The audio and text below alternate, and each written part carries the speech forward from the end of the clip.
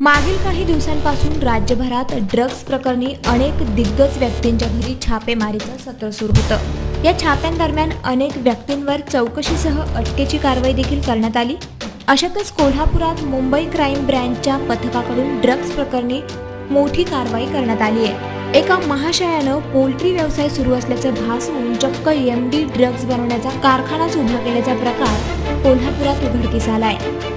या प्रकरणाची माहिती मिळताच मुंबई क्राईम ब्रँचच्या पथकाने सदरील ठिकाणी छापा मारून तब्बल 2,35,50,000चा मुद्देमाल जप्त केला आहे। कोल्हापुरातील डोंगरवाडी तालुक्यातील चंदगड परिसरात पोल्ट्री व्यवसाय सुरू असल्याचं भासवून हा कारखाना उभा करण्यात आला होता।